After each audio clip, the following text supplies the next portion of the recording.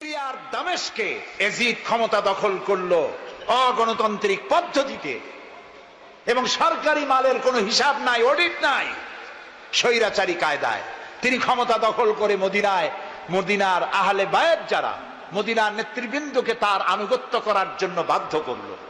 ইমাম হোসাইন যে মায়ের পেটে এসেছেন, যে পিতার পেটে জন্মে এসেছেন, যে নানার কোলে বড় হয়েছেন, তিনি কি এই দৃশ্য চোখে দেখতে পারেন? তিনি বললেন আমি কুফায় যাব। কুফার লোকেরা দাওয়াত দিল, তিনি কুফায় রওনা করবেন। মদিনার লোকেরা হাতে পায়ে ধরলো, কুফায় আপনি যাবেন না। তিনি বললেন আমি কোন ক্রমে এজিদের বশ্যতা স্বীকার করব না, আমি এর বিরোধিতা করবই। মাত্র 72 জন লোক নিয়ে তিনি কুফার দিকে অগ্রসর হলেন। এই 72 জনের মধ্যে 40 জন পুরুষ আর 32 জন নারী আর শিশু।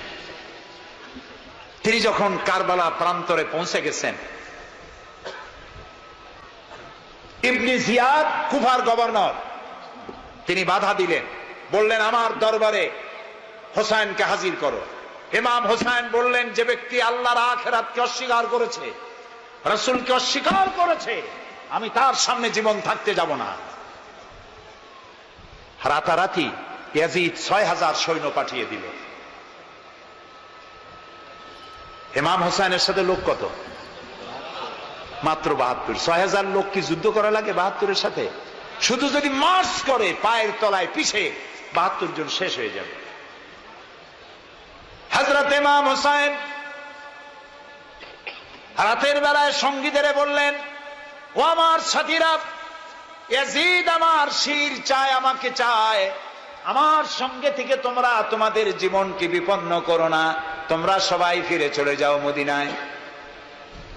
সাথীরা বললেন, ইমাম আজকে যদি আপনাকে ছেড়ে জীবনের মায়া নিয়ে মদিনায় ফিরে যাই আর আপনার যদি শাহাদাত নসিব হয়, তাহলে কিয়ামতের দিন আল্লাহর নবীর সামনে আমরা কি জবাব দেব? আমরা আমাদের জীবন দিয়ে আপনাকে পাহারা দেব। সকালবেলা যুদ্ধ শুরু হয়ে গেল। জোহরের নামাজ আসতে না আসতে 40 জন পুরুষ শাহাদাত বরণ করলেন। এখন একজন পুরুষ বেঁচে আছেন, ইমাম হুসাইন। তাঁবুর ভিতরে স্ত্রী এবং অন্যান্য মহিলাদের কাছ থেকে বিদায় নিতে এসেছেন। তোমাদেরকে আল্লাহর হাওয়ালা করলাম, আমি যুদ্ধে চলে যাচ্ছি। আমার চোখের সামনে আমার নানাজির দান্দান মোবারক শহীদ হওয়া ইসলাম, সাহাবীদের রক্ত দেওয়া, জীবন দেওয়া ইসলাম, খেলাফত মিটে যাবে পৃথিবী থেকে, রাজতন্ত্র প্রতিষ্ঠা হবে, আমার জীবন থাকতে আমি তা হতে দেব না। স্ত্রী এগিয়ে এলেন, বললেন হুসাইন, জিহাদের ময়দানে থেকে আমি আপনাকে বিরত থাকতে বলবো না, তবে একটি দাবি আছে। এই যে ছোট্ট দুগ্ধপোষ্য শিশু, গত কয়েকদিন হলো ঘরে খাবার নাই, পানি নাই, আমার বুকে দুধও নাই, এই ছোট্ট বাচ্চাটিকে একটু পানির ব্যবস্থা করুন। ইমাম হোসাইন কলিজার টুকরা সন্তানকে 2 হাতে উঁচু করে এজিদি সৈন্যদের সামনে এসেছেন। এজিদি সৈন্যরা, আমার হাতের দিকে তাকাও, এটি রাসূলের আওলাদ, আমার কলিজার টুকরা সন্তান। ফোরাতের অফুরন্ত পানি প্রবাহিত হচ্ছে, একটু ফোরাতের কুলটা ছেড়ে দাও, ওর একটু পানি পান করায়। আমার সাথে তোমাদের শত্রুতা থাকতে পারে, এই নিষ্পাপ বাচ্চার সাথে তো কোনো শত্রুতা থাকার কথা নয়। তার এই আবেগপূর্ণ কথা এজিদি সৈন্যদের কলিজা স্পর্শ করলো না। তারা বিষাক্ত তীর নিক্ষেপ করলো। ইমাম হোসাইনের উঁচু করে ধরা বাচ্চার বুকের ভিতর থেকে বিষাক্ত তীর প্রবেশ করে বেরিয়ে গেল অপর প্রান্ত থেকে, রক্ত ফিনকি দিয়ে বেরিয়ে এলো। ইমাম হোসাইন 2 হাতে আজলা ভরে সেই রক্ত চেহারায় মাখতে লাগলেন আর বললেন, কলিজার টুকরা সন্তান, সালেহ আলাইহিস সালামের উটনির রক্তের চাইতে তোমার রক্ত পবিত্র। হযরত সালেহ আলাইহিস সালামের চাইতে রাসূলুল্লাহর মর্যাদা অনেক বেশি, তুমি তার আওলাদ। বাচ্চাকে কোলে করে নিয়ে স্ত্রীর কাছে গিয়ে বললেন, স্ত্রী এই নাও তোমার বাচ্চা, ঠান্ডা হয়ে গেছে, এমন পানি পান করেছে কিয়ামত পর্যন্ত পানি পানি বলে তোমারে আর বিরক্ত করবে না। ইমাম হোসাইন লড়াই করলেন ময়দানে, বহু সংখ্যক সৈন্য হতাহত করে ফোরাতের কুল উন্মুক্ত করে ঘোড়ার পৃষ্ঠ থেকে নেমে এক আস্তা পানি তুলেছেন, পানি পান করবেন। মুখের কাছে যখন আকণ্ঠ তৃষ্ণার্ত পিপাসার্ত হোসাইন মুখের কাছে পানি নিয়েছেন, হঠাৎ ভেসে উঠল মনের পর্দায়, একটু আগে আমার কলিজার টুকরা সন্তান এই পানির অভাবে চলে গেল। 40 জন মানুষ বিদায় হলো, এক ফোঁটা পানি দিতে পারলাম না, এই পানি আমি কেমনে খাই? হাতের থেকে পানি পড়ে গেল। অশ্বের পৃষ্ঠে আরোহণ করলেন, চতুর্দিক থেকে তীর আর তরবারি আসতে লাগলো। ইমাম হোসাইন বললেন, থামো, একটু থামো, তোমরা কাকে তীর বিদ্ধ করছো? আমি কি তোমাদের রসুল মুহাম্মদ সাল্লাল্লাহু আলাইহি সাল্লামের নাতি নই? আমি কি তোমাদের রসুলের কলিজার টুকরা মা ফাতেমার নয়নের মণি নই? কেমন করে আমার গায়ে তোমরা তীর মারো? উম্মে সালমা, আমাদের মা উম্মে সালমা রাদিয়াল্লাহু তাআলা আনহা সকাল বেলায় 11ই মুহররম সকাল বেলায় তিনি ঘরে বসে কাঁদতেছেন। কয়েকজন প্রতিবেশী মহিলা এসে বলছেন, মা আপনি কাঁদেন কেন? তিনি বলছেন, আজকে রাত্রে আমি স্বপ্নে দেখেছি রাসূলুল্লাহ আমার বাড়ি এসেছেন। আমি দেখতে পেলাম আল্লাহ রসুলের চোখ দিয়ে পানি পড়ছে, দাড়ি মোবারক ধুলা মাখা, মুখ কাটা বলি। আমি জিজ্ঞেস করলাম, ইয়া রাসূলুল্লাহ আপনি কাঁদেন কেন? মুখখানা মলিন কেন? দাড়ি মোবারকে ধুলাবালি কেন? রাসূলুল্লাহ বললেন, উম্মে সালমা তুমি জানো না আমি এইমাত্র কারবালা থেকে এসেছি। আমি দেখে এলাম আমার কলিজার টুকরা হুসাইনের শির মোবারক তার দেহ থেকে বিচ্ছিন্ন করে ঘোড়ার পদতলি, ঘোড়া দিয়ে পদদলিত করা হয়েছে তার দেহ মোবারক। ইসলাম এত সহজে আসে না, অনেক রক্ত পাড়ি দিয়ে এসেছে ইসলাম। হযরতে হোসাইনের মস্তক মুবারক ইয়াজিদি সৈন্যরা একটা প্লেটে করে নিয়ে কুফার গভর্নর ইবনে জিয়াদের সামনে রেখেছে। ইবনে জিয়াদ চেয়ারে বসা, সিংহাসনে বসা, ইমাম হোসাইনের মস্তক মুবারক তার পায়ের কাছে রেখেছে। কলঙ্কিত ইতিহাস, কি করে আমি শুনাই আপনাদেরকে? ইবনে জিয়াদ চেয়ারে বসে পায়ের কাছে রাখা ইমাম হোসাইনের ঠোঁটের উপরে লাঠি দিয়ে নাড়তেছে। হযরত যায়েদ রাদিয়াল্লাহু তাআলা আনহু 80 বছর বয়স, তিনি বলছেন, ইবনে জিয়াদ এতক্ষণ যা করেছো মুখ বুজে সহ্য করেছি, কিন্তু এখন যেটা তুমি করতেছো পায়ের কাছে কার ব্যথা? তুমি যে ঠোঁটের উপরে লাঠি দিয়ে নাড়তেছো, আমি যায়েদ আমি দেখেছি রাসূলুল্লাহ 1000 বার এই মুখের উপরে চুমা খেয়েছে। তোমার বেয়াদবি বন্ধ করো। প্রিয় ভাই সব, রাজতন্ত্র নয়, পরামর্শ ভিত্তিক সমাজ ব্যবস্থা প্রতিষ্ঠার জন্য আল্লাহ তাআলা ইসলাম দিয়েছেন, দ্বীন দিয়েছেন। সেই জীবন ব্যবস্থা ইসলাম আজকে এই পৃথিবীতে মুসলমানদেরকে সন্ত্রাসী জাত হিসেবে চিহ্নিত করার জন্য, উগ্র জাতি হিসেবে, সহিংস জাতি হিসেবে, অগণতান্ত্রিক জাতি হিসেবে প্রমাণিত করার জন্য পাশ্চাত্য শক্তি তারা নবী করিম সাল্লাল্লাহু আলাইহি ওয়াসাল্লামের ব্যঙ্গচিত্র এঁকে দুনিয়ায় ছড়িয়ে দিয়েছে। আজকে জুমার খুতবায় আমি কসাই মসজিদে বলেছিলাম, রাসূলুল্লাহর মাথার উপরে বোমা আকৃতির পাগড়ি বেঁধেছে, পাশে 2টা অর্ধনগ্ন মেয়ে লোক রেখেছে। নাউজুবিল্লাহ। তোদের মতো অসভ্য আছে পৃথিবীতে? ডেনমার্ক, আমেরিকা, ইউরোপ, তোমরাও কি মানুষের মতো কাজ করেছো? বিশ্ব নবী পৃথিবীতে সব দিয়েছেন, কিছু নেন নাই। তাকে অপমান করার অর্থ হচ্ছে মানব সভ্যতাকে অপমান করা।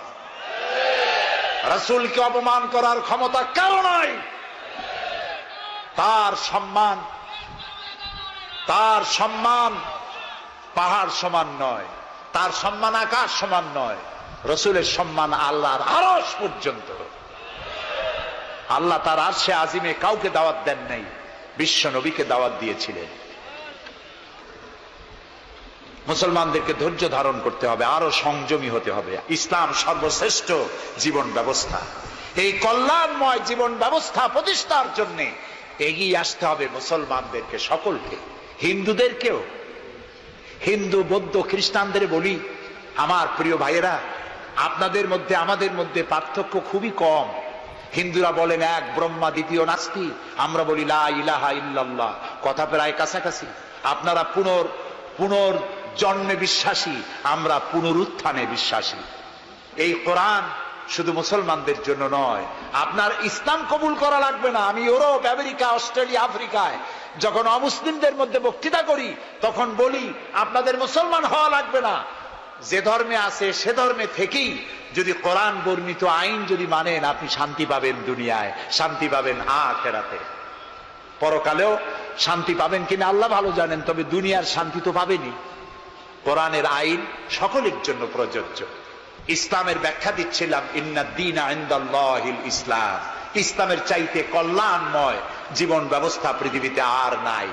বলেন সুবহানাল্লাহ। মা বোনদেরকে বলবো, আসুন ইসলামকে জানি, ইসলামকে বুঝি, ইসলামের সাথে নিজেদেরকে সম্পৃক্ত করি। এটি শুধুমাত্র নামাজ, রোজা, হজ, যাকাতের ধর্ম নয়। নামাজ, রোজা, হজ, যাকাত সহ অর্থনীতি, সমাজনীতি, রাষ্ট্রনীতি সবকিছুর সমন্বয় একটা জীবনের স্কিম, একটি পরিকল্পনা যা দিয়েছেন আল্লাহ তাআলা। সুবহানাল্লাহ বলুন। আমাদের দেশে ইসলাম এসেছে বড় বড় আলেম আর বড় বড় আল্লাহর ওলিদের মাধ্যমে ইসলাম এসেছে। হযরত খানজাহান আলী রহমতুল্লাহ আলাইহির কবর আছে না? কোথায়? বাগেরহাটে। খালি কুমির দেখেন না, ইতিহাস দেখেন। তিনি এসে, মানুষের খাবার পানি ছিল না, বড় বড় দিঘি কেটেছেন। এই ছিল তাদের কাজ। দিঘি কেটেছেন, পুকুর করেছেন, রাস্তা করেছেন, মসজিদ করেছেন। হযরত শাহজালাল রহমতুল্লাহ আলাইহি গৌর গোবিন্দের বিরুদ্ধে যুদ্ধ করা লাগে নাই, শুধু আযান দিয়েছেন আর তাদের মূর্তিগুলির কম্পন শুরু হলো। গৌর গোবিন্দ দৌড়াইয়া পলাইয়াও কুল পায় নাই, বিনা যুদ্ধেই দখল হয়ে গেছে সিলেট। সুবহানাল্লাহ। রব্বানা যালামনা আনফুসানা ওয়া ইন লাম তাগফির লানা ওয়া তারহামনা লানাকুনান্না মিনাল খাসিরিন। রব্বানা যালামনা আনফুসানা ওয়া ইন লাম তাগফির লানা ওয়া তারহামনা লানাকুনান্না মিনাল খাসিরিন। হে আল্লাহ তাআলা, হাজার হাজার মুসলমান নরনারী দীর্ঘক্ষণ ধরে তোমার কোরআন শুনেছি, হাদিস শুনেছি, আর শেষ পর্যায়ে এসে ভিক্ষুকের মতো, কাঙ্গালের মতো গুনার বোঝা মাথায় নিয়ে তোমার দরবারে হাত তুলেছি। দয়া করে মেহেরবানি করে আমাদের জিন্দেগীর সমস্ত গুনাহ খাতাকে মাফ করে দাও। আমাদের মধ্য থেকে আমাদের মা বাপ দুনিয়া থেকে যারা বিদায় হয়ে গেছে, আয় আল্লাহ রব্বুল আলামিন, মা বাপের কবরগুলিকে জান্নাতের টুকরা বানায়া দাও। রব্বির হামহুমা কামা রব্বায়ানি সগীরা। সবাই পড়েন, রব্বির হামহুমা কামা রব্বায়ানি সগীরা।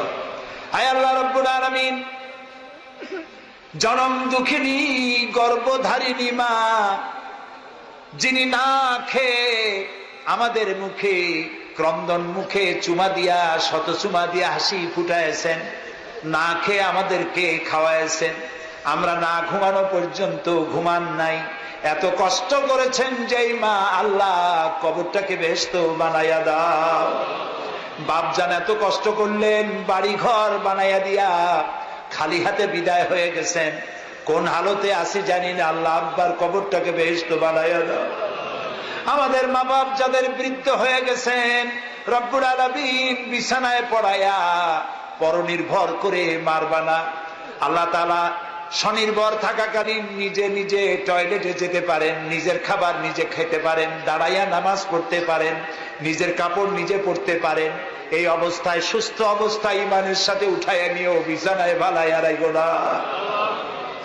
রব্বুল আলামিন, সারা জীবন আমরা গুনাহ করেছি, এত গুনাহ করেছি, তোমার আকাশের দিকে তাকাইয়া কথা বলতে লজ্জা করে, শরমে মাথা নিচু হয়ে যায়। আল্লাহ, যত গুনাহ করছি, নাফরমানি করেছি, আর তুমি শুধু মেহেরবানি করেছো। তুমি যদি আমাদের গোপন গুনাহগুলি জাহির করে দিতে, যৌবনকালের গুনাহ, জীবনের গুনাহ যদি সমাজের লোকেরা জানতো, স্ত্রী পুত্ররা জানতো, সম্মান দিত না। আল্লাহ তাআলা, কিয়ামতের দিন লক্ষ কোটি মানুষের সামনে আমাদের গোপন গুনাহগুলি জাহির করে দিয়ে আমাদেরকে শরম দিও না।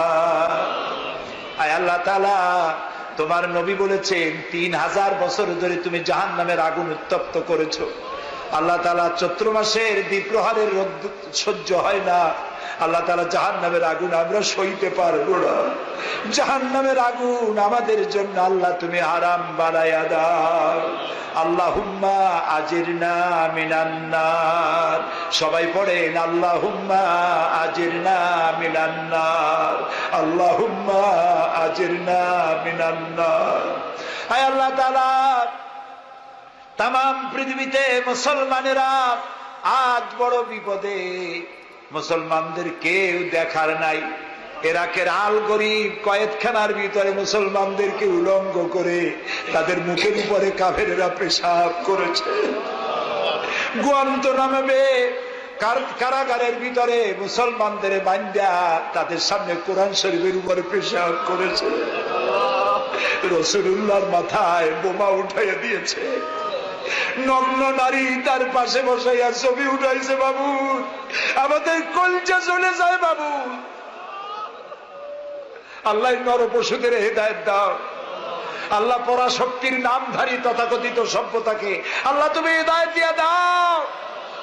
ওদের নসিবে যদি হেদায়েত না থাকে, তুমি তো আমাদের সেই আল্লাহ যে আল্লাহ নমরুদকে জুতা পেটা করে বিদায় করেছো। তুমি তো সেই আল্লাহ যে ফেরাউনকে চুবাইয়া মারছো।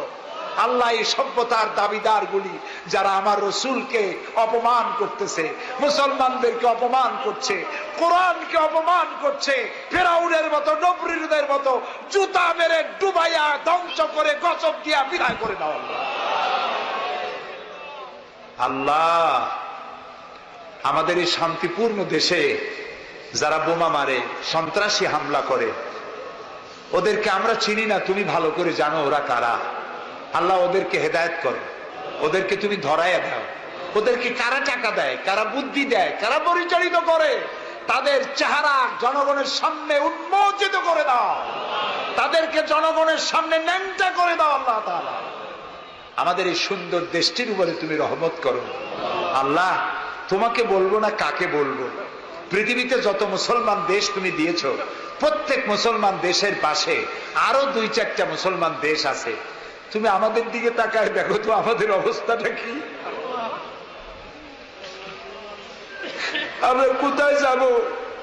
আমাদের তো পালাবারও জায়গা নাই। একদিকে সমুদ্র আর 3 দিকে কারা। আল্লাহ, তুমি এই বাংলাদেশটাকে দয়া করে হেফাজত করো। আল্লাহুম্মা লা তারুদ্দানা খায়বিন, আল্লাহুম্মা লা তারুদ্দানা খায়বিন। আল্লাহ তাআলা একেবারে কিছু না দিয়ে একেবারে খালি হাতে আমাদেরকে ফেরত দিও না বাবা। আমি কয়েক সেকেন্ড আপনাদের জন্য ছেড়ে দিলাম। মাথা নিচু করেন, চক্ষু বন্ধ করেন, কেঁদে কেঁদে মনের কথা আল্লাহরে বলেন, দোয়া কবুল হবে ইনশাআল্লাহ।